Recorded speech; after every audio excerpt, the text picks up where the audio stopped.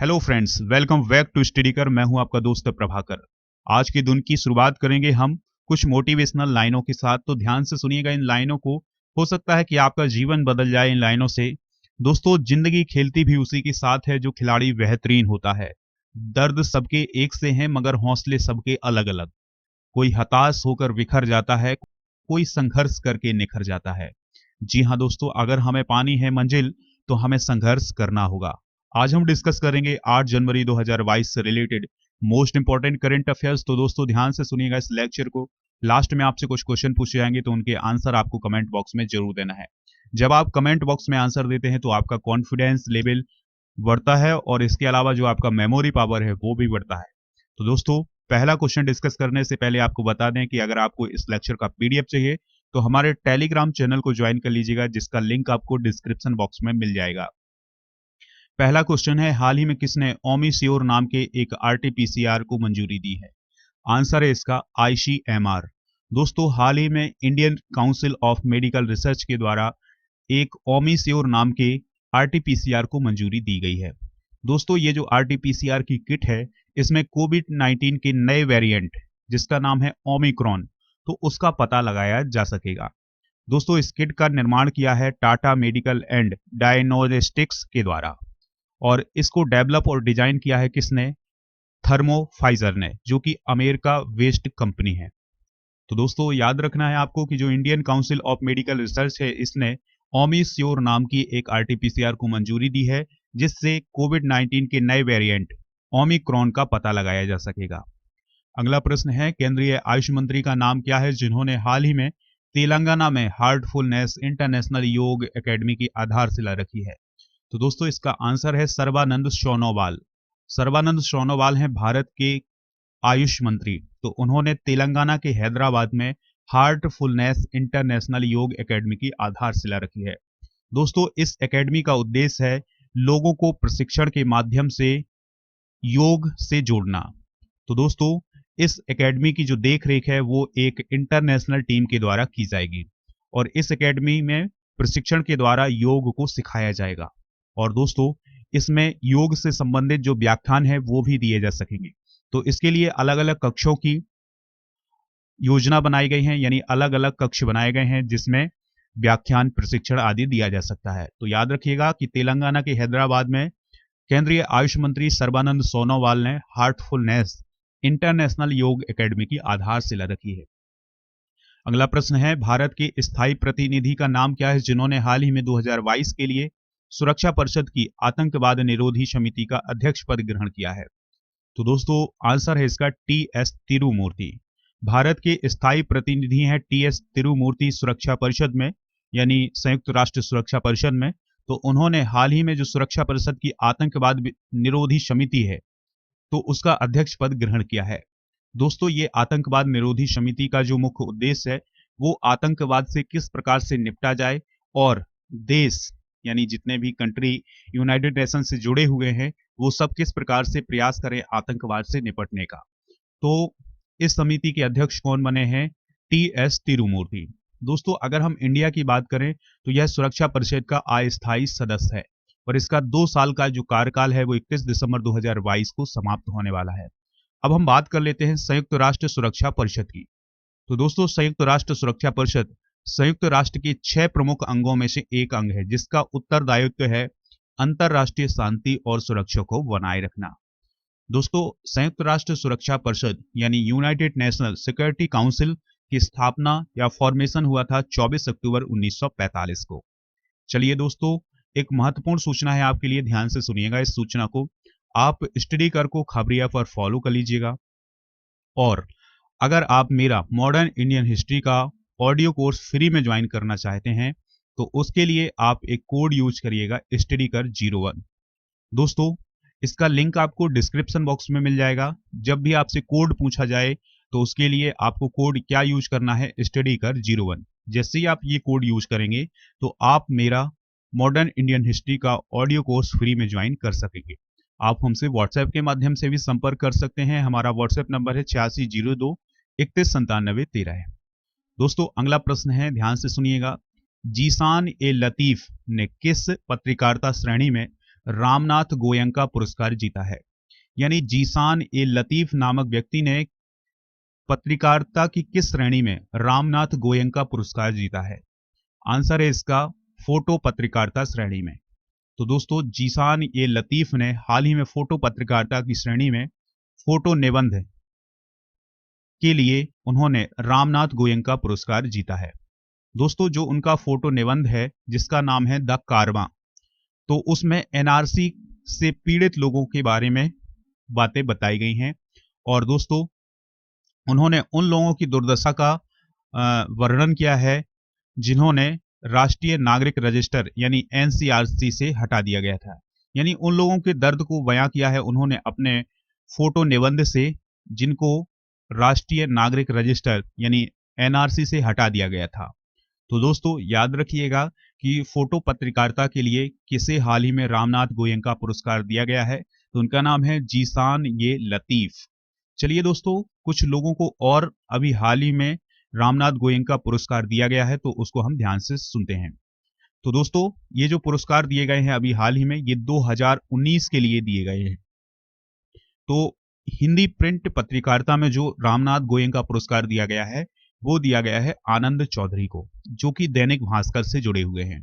हिंदी प्रसारण यानी दोस्तों, टीवी में जो आप देखते हैं, टेलीविजन में जो न्यूज देखते हैं, उसको हम हिंदी प्रसारण बोल सकते हैं या हिंदी की न्यूज बोल सकते हैं। तो उसके लिए रामनाथ गोयंका पुरस्कार किसे दिया गया है? सुनील कुमार महापात्रा को, जो कि एनडीटीवी इंडिया से जुड़े हुए हैं। फोटो जर्नलिज्म के लिए किसे दिया गया है? तो जीसान ये लतीफ को, और ये द कारवां से जुड़े हुए हैं। दोस्तों, पर्यावरण विज्ञान और प्रौद्योगिकी रिपोर्टिंग के लिए किसे दिया गया है? टीम स्क्रॉल को। ठीक है दोस्तों, अब हम जानते हैं रामनाथ गोयंका पुरस्कार के बारे में। तो दोस्तों, रामनाथ गोयंका पुरस्कार के बारे में जानने से पहले हम रामनाथ गोयंका के बारे में जानते हैं। तो रामनाथ गोयंका एक बहुत ही वरिष्ठ पत्रकार थे। और दोस्तों, जब इंदिरा गांधी के द्वारा इमरजेंसी लगाई गई थी, तो उसका खुलकर विरोध करने वाले व्यक्ति कौन थे? रामनाथ गोयंका। तो दोस्तों, उन्हीं की याद में ये पुरस्कार दिया जाता है। कौन सा? रामनाथ गोयंका पुरस्कार। तो दोस्तों, रामनाथ गोयंका पुरस्कार को दिए जाने की शुरुआत हुई थी साल 2006 से। ठीक है। और रामनाथ गोयंका पुरस्कार देश के निष्पक्ष पत्रकार को दिया जाता है, जिस पत्रकार ने किसी भी राजनीतिक पार्टी या धर्म का पक्ष लिए बिना सही पत्रकारिता की है, उसको दिया जाता है। दोस्तों, 2017 में किसे दिया गया था? एनडीटीवी के रवीश कुमार को। चलिए फ्रेंड्स, अगला प्रश्न डिस्कस करने से पहले अब हम डिस्कस करते हैं आज का स्टडी कर नॉलेज, जिसमें हम जनरल स्टडी से रिलेटेड कुछ ऐसे प्रश्नों को डिस्कस करेंगे जो कि आपके एग्जाम में पूछे जा सकते हैं या दोस्तों पूछे गए हैं। तो पहला क्वेश्चन है, ध्यान से सुनिएगा। पंग ल्याहाब सोल पर्व प्रमुख रूप से किस क्षेत्र में मनाया जाता है? तो जो पंग ल्याहाब सोल नामक पर्व है, ये मनाया जाता है सिक्किम में। अगला क्वेश्चन है, पंजाब हिमालय की किन नदियों के मध्य स्थित है? यानी जो पंजाब राज्य है वो हिमालय की किन नदियों के मध्य स्थित है? आंसर है इसका सिंधु और सतलज के बीच। अगला प्रश्न है, भारत के महान्यायवादी यानी अटॉर्नी जनरल के रूप में नियुक्त होने के लिए आवश्यक योग्यता कितनी है? आंसर है इसका सर्वोच्च न्यायालय के न्यायाधीश के बराबर। यानी जितनी योग्यता सर्वोच्च न्यायालय के न्यायाधीश के लिए होती है, उतनी ही योग्यता महान्यायवादी यानी अटॉर्नी जनरल के रूप में नियुक्त होने के लिए होती है। तो दोस्तों, विश्व जल दिवस हर साल किस तिथि को मनाया जाता है? आंसर होगा इसका 22 मार्च को। तो ये ऐसे क्वेश्चन थे जो कि आपके एग्जाम में पूछे जा सकते हैं या दोस्तों इनके पूछे जाने की संभावना है। अगला प्रश्न है करंट अफेयर्स का, ध्यान से सुनिएगा।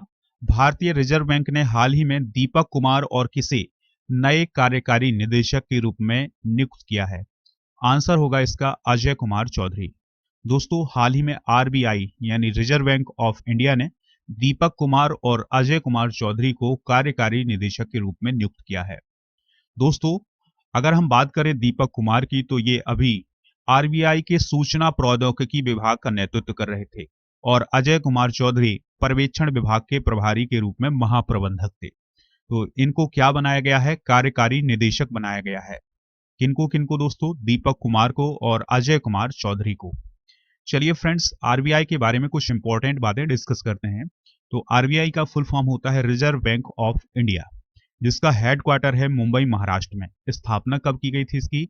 1 अप्रैल 1935 को। इसके गवर्नर कौन है? तो इसके गवर्नर है शक्तिकांत दास।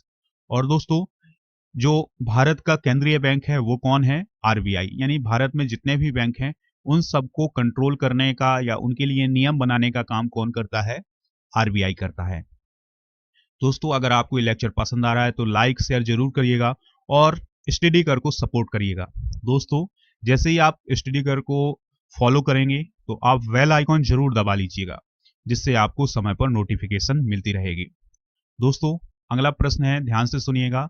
अंतरराष्ट्रीय सौर गठबंधन यानी इंटरनेशनल सोलर अलायंस में कौन सा नया देश जुड़ गया है? यानी हाल ही में अंतरराष्ट्रीय सौर गठबंधन से कौन सा नया देश जुड़ा है?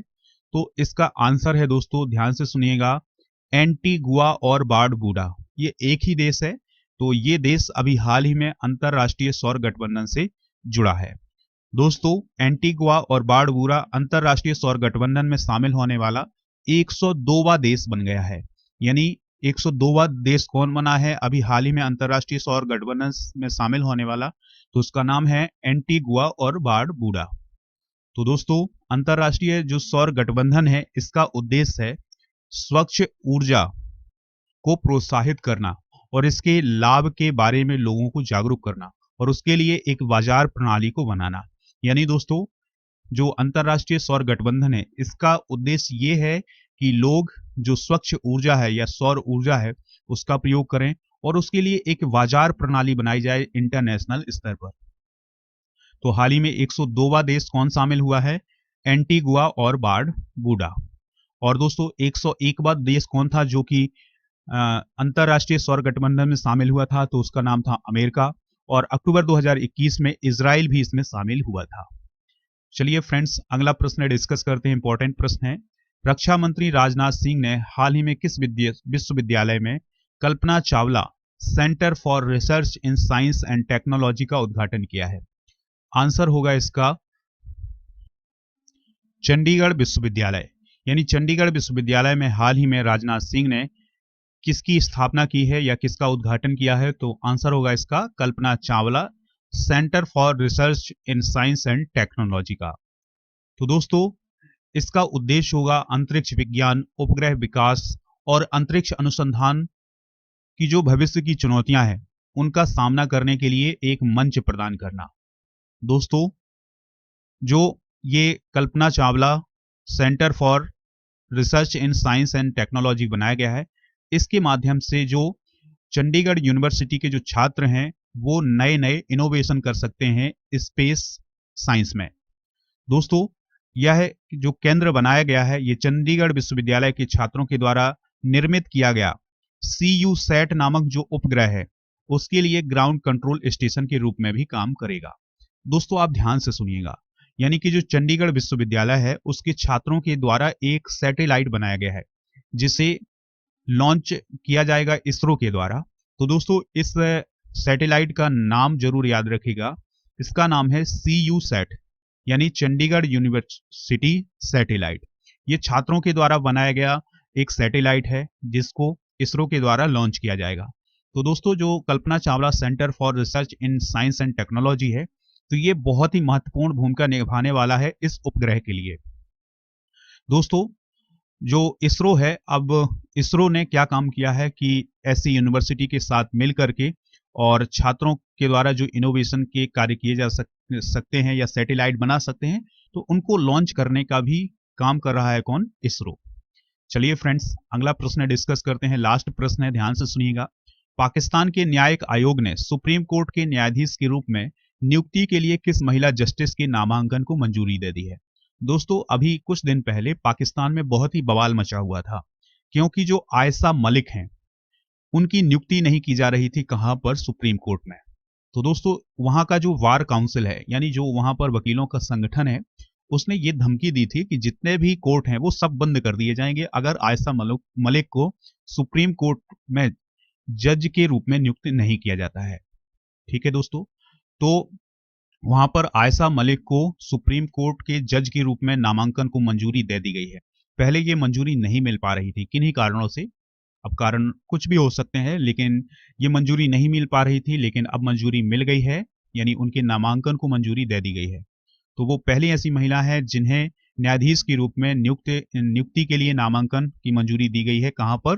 पाकिस्तान के सुप्रीम कोर्ट में। तो दोस्तों, पाकिस्तान के न्यायिक आयोग ने सुप्रीम कोर्ट के न्यायाधीश के रूप में नियुक्ति के लिए जस्टिस आयशा मलिक को नामांकन की मंजूरी दे दी है, जिसके बाद जस्टिस आयशा जो होंगी वो पाकिस्तान के न्यायिक इतिहास की पहली महिला सुप्रीम कोर्ट जज होंगी। दोस्तों, पाकिस्तान की बात आई है तो इमरान खान वहां के प्राइम मिनिस्टर हैं और आरिफ अलवी वहां के प्रेसिडेंट हैं, और इस्लामाबाद पाकिस्तान की कैपिटल है।